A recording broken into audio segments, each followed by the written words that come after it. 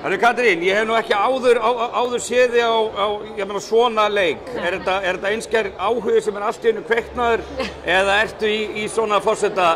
Ég eiginlega svona, sko, ég að fara að halda fund hérna í Reykjanesbæ á mánudaginn og ætla að eyða deginum í bænum og fara í heimsóknir.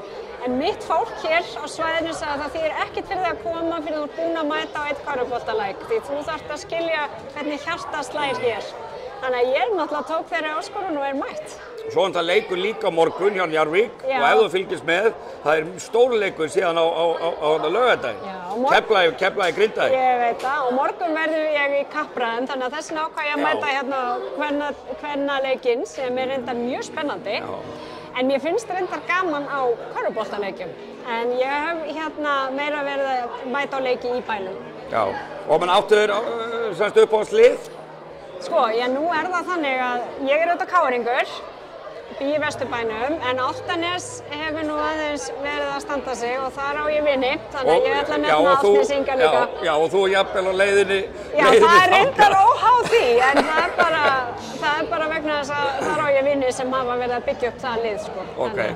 Hvernig svona hefur þetta verið? Núna, ég meina, stígur frá borði í því hlutverki sem þú ert búin að vera í öll þessi ár og komin í þetta. Hvernig svona leggst baráttan í þig? Ég bara í fyrsta lagi búin að segja skilið við pólitíkina og það var nokkuð sem ég svo sem ætlaði að gera og bara mjög sátt við það ákvörðun en ég ekki síður sátt við að hafa hent mér í þetta því þetta alveg einstaklega skemmtilegt og það náttúrulega ekkert skemmtilegra en að fara landið og hitta fólk. Þannig að það gaman. Og þetta bara lítur ansi vel út hjá þér eða ekki? Já, ég held þetta verði spennandi. Ég held við hefum eftir að sjá svolítið hreyfingu á fylkinu. Ég náttúrulega svo sem gammal reynd í þessu, þannig að ég ekkert mikið að velta þessu fyrir mér núna. En aðalega finnst mér bara gaman. Sko, fólk tekur manni vel og bara, þú veist, hér, það bara gaman að, eins og ég segi, hitta fólk og allir taka manni vel og það bara frábært. En á morgun svona ættu línur kannski eitthvað að skýrast eða ekki þegar þið mætist öll í sjónvarssal og þá verðum við 12 saman og svona vonandi bara pundið á hvort annað ætlar ekki að þú mætir þarna með klærnar úti eða ekki?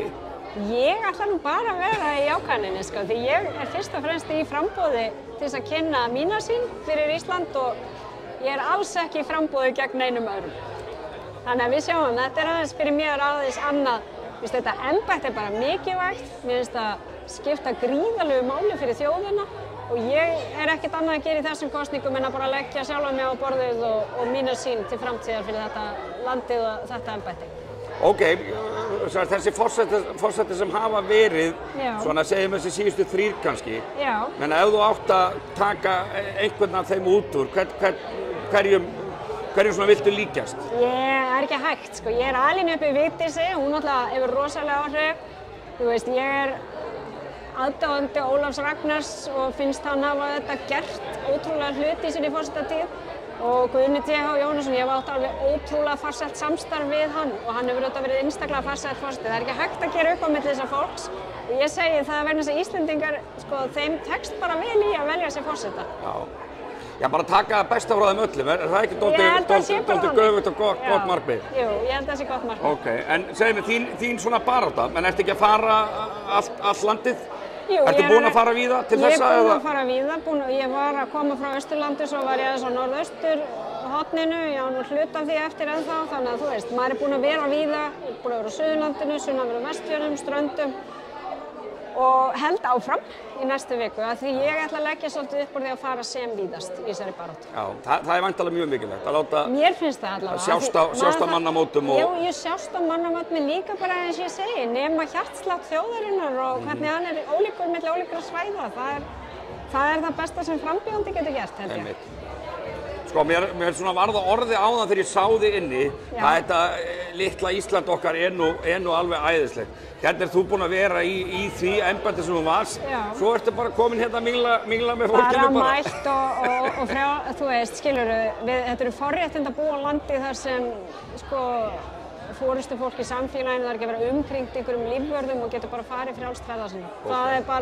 Það eru eiginleikar sem ég vil standa vörðum í okkar samfélagi. Ok, en svo bara rétt í lokin, hvernig fer þessi leikur núna eftir? Ég náttúrulega klappa fyrir báðum liðum, sko. Já. En hvaða lið verða Íslandsmeistarar, bæði kvenna og kalla? Ég verði ekki að segja að Njarðvík verði Íslandsmeistara því ég stödd í Njarðvík, verði ekki að spá því. En auðvitað sko, ég ætla að segja það líka að hjarta mitt slær aðeins með Grindavík. Með Grindavík, já. Því að þau eru búin að gangi gegnum svo margt. Þannig að ég ætla að viðurkenna að hjarta mitt slær með þeim. Kemur nú reynda Grindvíkingur, þetta er nánast ótrúlegt. Formaður körfuboltadeildar Grindavíkur. Já, þannig að sko, já. Takk hérlega fyrir spjallið. Þetta leit vel út.